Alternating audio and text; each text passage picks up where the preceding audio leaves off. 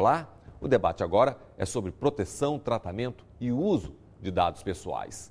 No mundo globalizado, informatizado, de ampla concorrência e crimes cibernéticos, é possível ter controle sobre as informações que interessam exclusivamente a mim, a você? Se uma lei é benéfica ou maléfica para a liberdade na internet, a resposta mais objetiva é depende. A minha preocupação, como foi ressaltado por todos, é ter uma lei geral.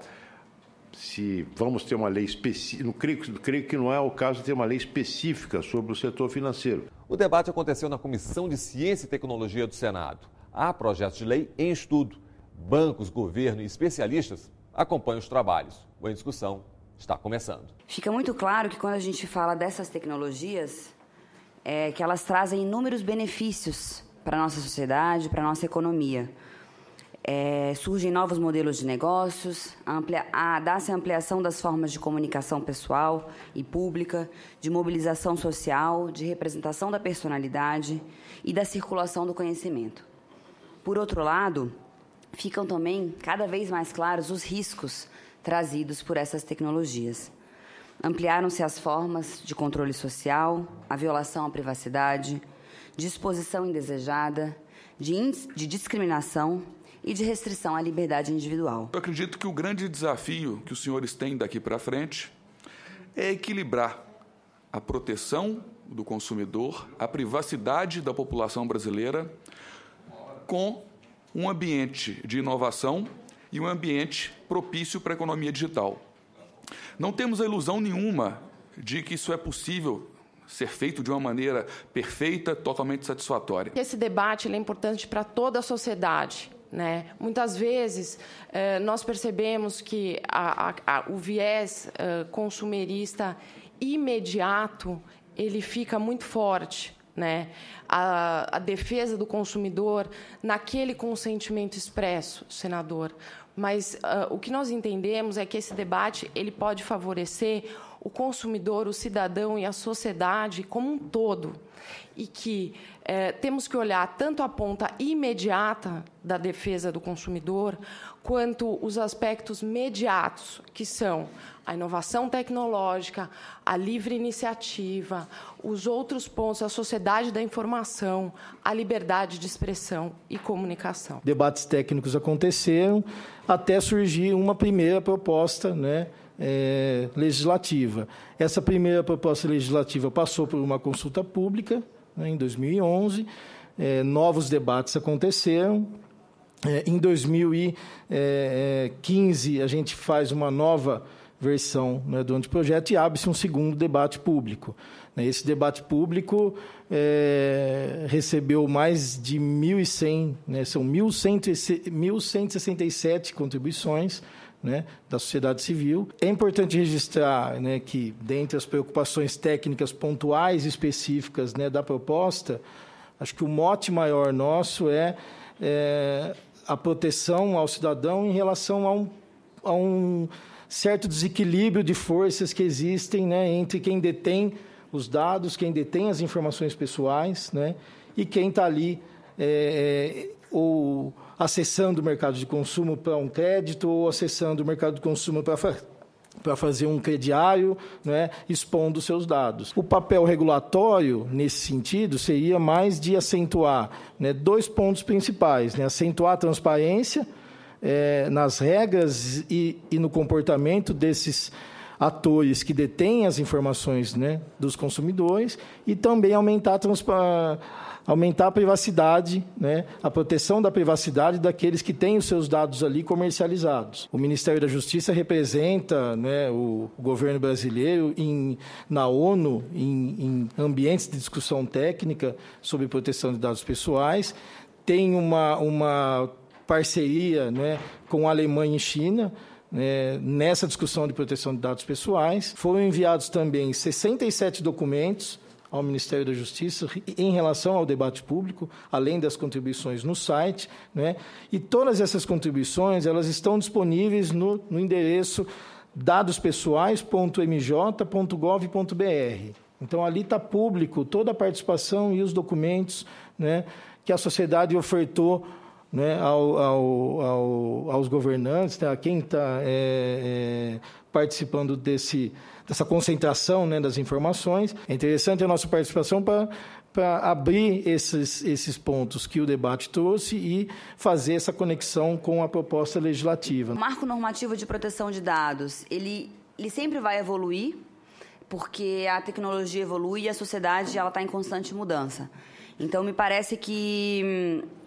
e agora já chegando talvez no principal mérito do projeto, aqui do relatório apresentado pelo excelentíssimo senador Aloysio Nunes, está no fato de termos o formato do projeto ser uma lei geral. Hoje a gente tem no marco normativo no país, ele é um marco com leis esparsas, com leis pontuais, mas a gente não tem hoje uma lei geral ou nada parecido com uma lei geral de proteção de dados pessoais. Então, me parece que o formato da lei geral ela é fundamental. Outro conceito extremamente relevante, previsto no relatório e no projeto, é o conceito de controle do cidadão. Esse é um conceito ainda muito relevante. Não há lei geral de proteção de dados sem se preservar a ideia de consentimento, sem se preservar a ideia de controle.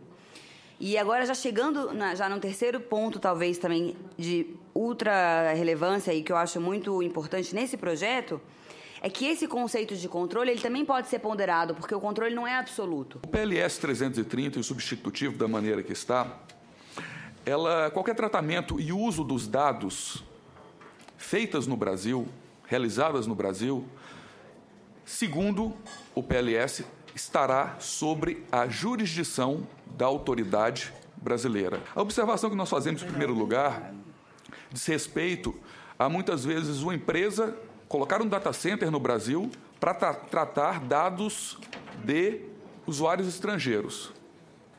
Um ponto que a gente coloca talvez não seja interessante para essa empresa fazer esse data center no Brasil para tratar dados estrangeiros aqui no Brasil, porque estaria sobre a tutela da autoridade brasileira, a definição de dados pessoais.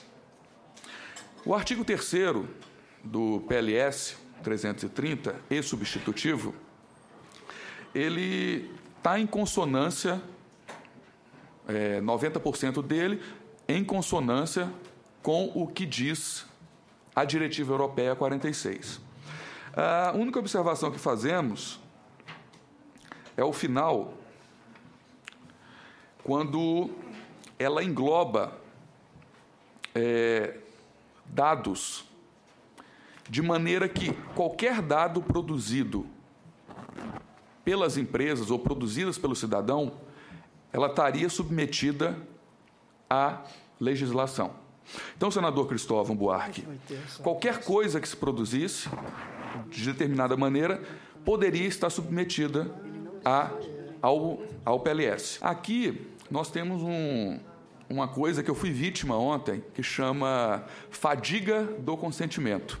Eu fui atualizar o meu sistema operacional do celular, só que eu estava correndo e aquela coisa, concorda com os termos, concorda com os termos, concorda com os termos. Eu concordei com tudo, nem olhei. Isso chama fadiga do consentimento. Quando a gente fala de consentimento expresso como forma primordial de consentimento do usuário, o risco que nós vemos no Instituto é esse, é o chamado fadiga do consentimento, que é uma grande contradição, que ao mesmo tempo que o desejo do legislador é proteger o consumidor, só que a psique humana, com aquela rapidez, ela acaba se expondo à privacidade dela pela necessidade. Então, eu estou precisando ligar o meu celular, ligar para alguém, então eu estou consentindo com os termos ali. O artigo 6º, inciso 6º, fala sobre a lógica de tratamento automatizado de dados, que fala, são direitos básicos do titular, conhecimento da lógica de tratamento automatizado dos seus dados. Aqui, senador, o que eu vejo é o seguinte, nós fizemos analogia no Instituto, é algo como entregar a fórmula da Coca-Cola para o consumidor. Aqui, o que a gente coloca é que talvez essa lógica de tratamento automatizado de dados é a fórmula de algumas grandes empresas. Essa fórmula aqui, ela deve sim ser entregue para quem? Para as autoridades. O Senado Federal, sim, tem o dever de saber como é que é feito isso. A dúvida que a gente coloca é, o consumidor, será que ele tem que saber como é feita essa lógica, esse segredo do negócio dessas empresas? No próximo bloco, bancos, clientes, sigilo. A proposta de tornar pública a metodologia de tratamento de dados traria ainda um ambiente de menor competitividade.